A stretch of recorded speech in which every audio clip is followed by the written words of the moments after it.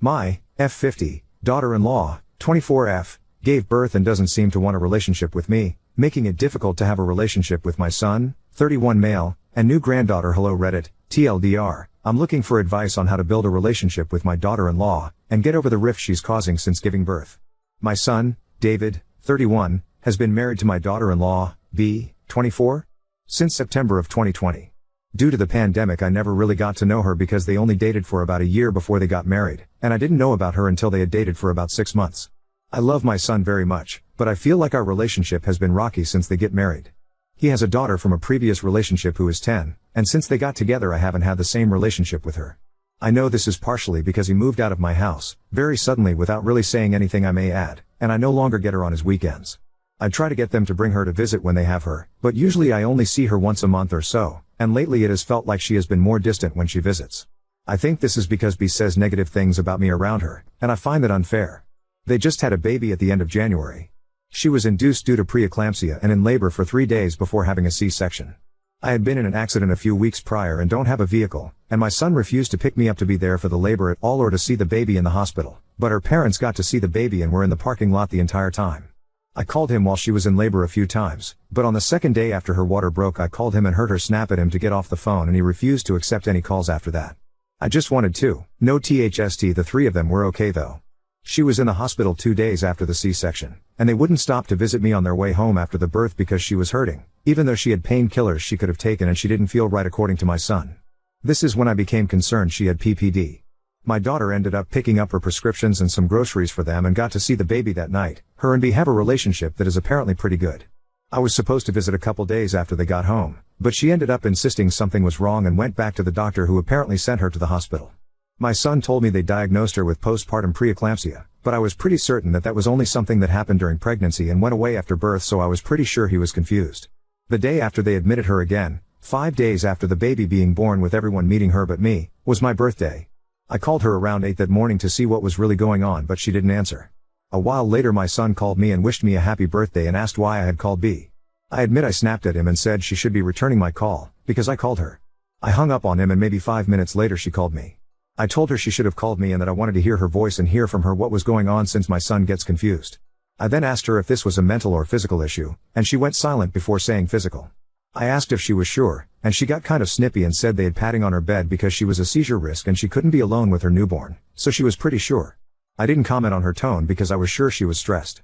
She was released her the next day, and they came and visited me while I was at my daughter's watching her 2 kids on their way home so I could say, the baby. I offered her some pillows to sit on. My son said she basically gave birth both ways. Even though I knew this wasn't true, I wondered if she had some soreness that made him think this, and she refused my hospitality saying she was fine and felt pretty good. 2 weeks later my son picked me up and brought me to their home to visit. I stayed for a few hours, and she didn't really make any effort to talk to me. She was just quiet and sat on the couch. When my son took me home I asked why she was so unhospitable, and he said I had been rude while she was in the hospital. That she shouldn't have had to call me, and that I shouldn't have asked if it was a mental or physical problem because he had already told me it was physical. He also said I shouldn't have posted anything on Facebook before her about the baby being born, and that I was rude when he called to make me take it down. She doesn't post on social media very often, so I didn't think it would be a big deal.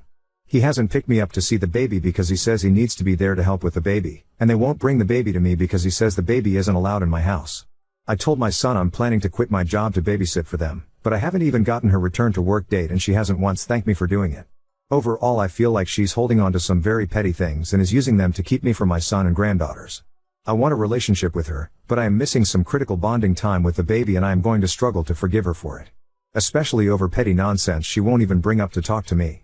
I'm really wanting to send a text and lay all my feelings out for her and just hash it out, but I understand there are probably cultural differences at play with all of this too, so I could use some advice on what to say. Commenter, lady, if you don't pull your head out of your ass, you're not going to be part of their lives at all. You're not owed nearly any of what you seem to think you are. When it comes to their baby, they don't owe you crap. 1. Your son had 2 priorities when his wife was in labor. His wife and their baby. Not you. He didn't have time to come pick you up or talk to you on the phone. Have you ever heard of a taxi cab? 2. She shouldn't have to take a pain pill just so they can stop by and see you on their way home. How incredibly selfish of you. They did the right thing and went straight home. 3. Are you seriously questioning a doctor's diagnosis? Do you really think it's appropriate to ask her if it's physical or mental? Are you mental? 4. You're lucky anyone called you back at all. They are tired and are learning how to care for their newborn, and that is after your dill had a complicated labor and delivery and complications after birth. No one has the emotional bandwidth to deal with your entitlement. 5. You inconvenienced your son and had him pick you up and drive you home. Again, taxi, Uber, Lyft were better options. Then your complaining his wife, who is exhausted and still healing, was inhospitable. I'm guessing she was saying plenty to you in her head but was too polite to actually verbalize it. 6. Do they even want you babysitting their baby? Did they actually ask this of you, or did you just decree that this is what is happening? 7. You do not post baby news on Facebook without the parents' permission. You were rude and overstepping. 8. If you want to send them a text, send them a sincere apology for being a pushy, entitled, pain in the ass, and promise you'll behave better in the future. 1. If he would have came the first night before she was in real labor, he wouldn't have needed to talk to me. We don't have taxi cabs, and the Uber would have been well put of my budget. 2. She refused to take any of the painkillers once discharged, period. That was selfish of her. And I had food for them too, so my son wouldn't have had to cook. It wasn't just for me to see the bye. 3. No, I was questioned if my son had the right information. He's relayed wrong things before. 4. I understand that from her perspective after reading some of the comments. However, in my family it's just common to call back regardless, especially after having a baby. I see it's a cultural difference. 5. I can't Uber to where they live, otherwise I would be there every day. If that was an option, I would have definitely jumped on it instead of having him pick me up, but Uber isn't either tiny town. 6. I told my son after I heard me telling my daughter about her struggle to find reputable daycare without a year-long wait and how she was scared for the safety of her baby. They won't have to worry if I watch her. 7. My son just said not to post pictures. I didn't realize announcing I was a grandma again would be a big deal. I deleted it. 8. I told my son I was sorry for hurting her feelings when he told me. I've always apologized to him when he's told me I've done something wrong in her eyes, whether I think it was wrong or not. I don't want to hurt her feelings ever. I want her to know she doesn't have to run to my son though, she can come to me. And I want a chance to explain myself to her. I'm seeking advice on getting grandparent rights in Indiana. My son has 2 daughters with 2 different women. The oldest is 10, and he and her mother were never married, no custody agreement, they just have an informal agreement. The youngest is almost 2 months old, and he and her mother are married. I was under the impression that any grandparent could petition for custody/visitation in the US, but the way I'm reading it I can't unless my son is incarcerated or they aren't married? Is this correct? What do I need to do to seek joint custody of my granddaughters? What do I need to build a solid case? I've already tried resolving this without going this drastic, but his wife doesn't want to work with me. I can't travel to them currently. If I could, I would be over there as I could be. I have apologized even though I don't think I was wrong. If she felt slighted by anything I said, I apologized for it. Really, though, I don't think it should matter. You don't use kids as pawns. I can have a relationship with my granddaughters without her, or I should be able to. That's what I thought grandparents' rights were for. To make sure parents couldn't stop an essential relationship with grandparents without a damn good reason, like abuse, drug use, etc. Also, he didn't need my permission to move. I just didn't appreciate that he gave no indication he was leaving. Update 1. Well, I apologized to my daughter-in-law for all the things my son listed. Since I had received feedback about it being my son's job to handle his family, I told him my apologies to pass along, and then I waited. However, I got no response from B.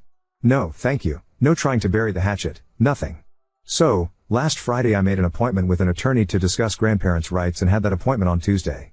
The lawyer told me I had a good chance with my older granddaughter, but would likely get nowhere with the baby. I filled out some paperwork to get the process started, but Tuesday night I was questioning if I was doing the right thing.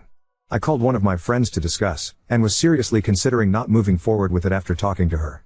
Then yesterday I received this message from B. This is, B /, I just wanted to let you know that, friend / told us you're intending to go for grandparent rights, and also shared everything you've had to say about me. Let me first say that I have not once kept either of the girls from you, and I certainly have not kept, son / from you. He is a grown-ass man, and if he wanted to talk to you he was free to. You have not asked to come over and visit since, son / picked you up. You cannot expect us to 1 read your mind or 2, drop everything and come pick you up. We have a new baby, and we have our own lives. I also have not said a word to you about what happened during delivery / postpartum, because I have no energy to argue with you. Son / said you apologized, and I told him I appreciated it, even though it was not a real apology. You apologized for what you did to hurt my feelings, not that my feelings were hurt. I don't have time for your drama. For the record, though, what you said was absolutely disgusting. I almost died. It had nothing to do with my mental health. Since you have decided to go for grandparents' rights, we will have no direct contact with you. All contact will need to go through our lawyer. You have been removed from my Facebook. You are not permitted to post any pictures you have been sent of my child on social media, and, older granddaughter's mom / feels the same way regarding, older granddaughter /. We intend to have something written up by our and sent to you by the end of the week regarding this, and ceasing contact with us. I assume we will be served with your visitation paperwork this week as well. You will get no pictures or phone calls going forward. In fact, you will be blocked. I also hope you realize you will absolutely lose this case. Your house is not suitable to live in, and you would have to be able to pass a drug test. When you lose, we will not resume contact with you. You lost your chance at being a part of our kids' lives by deciding to go to the most nuclear option instead of just communicating with us. I tried to respond to her and tell her that I didn't want to go through with it anymore, and I reacted pit of anger, but she wouldn't answer texts or calls, so I assume I really am blocked. I called my son to tell him about the text she sent, and he said he knew about it and it was a lot nicer than what he wanted to send me. So, that's where I'm at this point. I'm going to show my lawyer the text so that it can show how unwilling to forgive and to work with me she is, and hopefully it will resolve quickly so I can at least get visitation rights with my oldest granddaughter. Edit to add, I don't appreciate the nasty messages I have received or the barrage of nasty comments. I admit I made a mistake, but now this is my only option. It's clear that most of the responses from Reddit are from those of young people not from my generation, as I have gotten different responses in other online support groups from people my own age who are also grandparents, many from my own culture. She says that I would have to pass a drug test. I use medical marijuana to help with a chronic illness, but it is still illegal where I live. I am quitting entirely since this is a possibility, getting in trouble / YTF is your daughter a better mother? Because they need to have better cultural examples. For instance, the oldest mother is also not from our culture / race, and her hair is very different from her daughter's. She has no idea how to take care of her hair. It's always a mess. My daughter-in-law has taken some initiative in doing and styling her hair, but she's still not great at it. The girls need someone who can teach them how to handle basic things like taking care of their skin and hair. Oldest hair has been something I have encouraged them to let me handle long before daughter-in-law came into the picture. Not taking care of a child's hair is a form of neglect. My daughter knows how to do those things because her hair and skin are much closer to theirs and she can handle it with her own children. One last gem, I don't feel I deserve to be treated better, but equal. We are both equally important in my son's life. She is obviously more important in her daughter's life right now, but without me that baby wouldn't be here. I would drop the grandparents' rights case if I wasn't cut off. I reacted out of anger and desperation, but now it's the only option since I'm cut off. Title, Ida for removing my son from my will after our relationship ended? I really don't think I'm wrong, but I just need reassurance that I'm doing the right thing. I, F50s, have a son, David, 30s, who is married to B, 20s. They have a daughter who is 4 months old, and my son has a daughter from a previous relationship who is 10. B and I had a falling out after their baby was born, and my son and granddaughters got caught in the crossfire. The falling out happened in March, and I know I did and said things I wasn't proud of, and although she hasn't apologized, I'm sure she feels the same way. It would be too long to go over the history, but at the most extreme point I did consult a lawyer for grandparent rights. During this time, my son had no contact with me, but when I dropped the grandparents' rights case I asked for things to go back to normal. My son expressed that he wanted things to go back to normal, but that a lot of damage had been done and he really didn't know if we could go back to normal. For Mother's Day, my daughter decided to take me out to dinner, and she begged David to go and bring the baby. Oldest was with mom. David eventually did agree on the condition it wasn't on Mother's Day, and he, the baby, and B came. B was quiet most of dinner, but did talk to my daughter a few times. I guess they have a pretty good relationship. B held the baby the entire time, and wouldn't let me hold or take pictures. Part of the falling out was over pictures and Facebook, so I found this to be petty. Overall, I would have called dinner a success. At the end I hugged my son and told him I was proud of him for putting his foot down and coming to dinner with his daughter, and that I hoped he could continue to do that. Looking back, I know I shouldn't have said anything. My son called me later that night and told me that he couldn't continue to have a relationship with me. He said that B was their child's mother, and he would never bring the baby anywhere without her blessing. I was drunk when he called because I've had a hard time coping, and I admit I lost it a little bit on the phone call and told him it was despicable that he couldn't man up to his wife, and that he should have come to see me on Mother's Day because I am his mother. He ended up hanging up on me. I called the next day and profusely apologized to him. I know it was wrong of me to have said what I did, and I told him I want a relationship with him. He told me he couldn't do this with me anymore. I have been heartbroken ever since, but I understand I guess. I called him last night and told him that I wouldn't be contacting him or his wife anymore ever, and that I respected that we wouldn't have a relationship. I also let him know I would be taking him off as my power of attorney and out of my will so he never had to be bothered with anything from me again. I don't have much anyways. He got mad at me and called me a sorry excuse of a mother, and now my daughter is saying I'm manipulative. I really don't understand how I was wrong in giving him what he wants. Update 2. Ida wouldn't let me post an update due my post being violent, so here we are. After someone posted a link to what I believe is my daughter-in-law's Reddit posts and I read some of the verbal beatings I got, I did some more reflection. I feel like her perspective of events really helped shift my view. I do want to point out there are several people who told me I was not wrong and that this younger generation has a poor view of family values. I really believe I was judged so harshly because there are so few parents / grandparents on Reddit. I went to my son and Dill's house but it was mostly empty. I was afraid of this after reading her post and some of the comments. I found the listing and it's been posted for almost a week and is currently pending, but I can't find where they moved to and all the photos are of the house mostly empty. I suspect they bought it under an LLC, so I am currently trying to figure out how to find out the name of the LLC and then find the house. I spoke to one of their neighbors and they said they moved most of their stuff out around the beginning of May, so my son kept this from me for quite a while and didn't even bother to mention it at dinner. I had a meeting with my therapist to help me through this but am still a wreck. My son has just disappeared. I know everyone here is looking through my small 3,000 character limited posts and my Dill's long gripes about me, but my son wouldn't do this on his own. His wife is absolutely manipulative, but it doesn't change the fact I handled this all wrong and drove him further away. If I would have just sought out a relationship with my son and granddaughters without I don't think I would be here. I should have just played nice. One commenter said it when they asked me, do you want to be right or do you want to have a relationship with your son and granddaughter? And I choose wrong.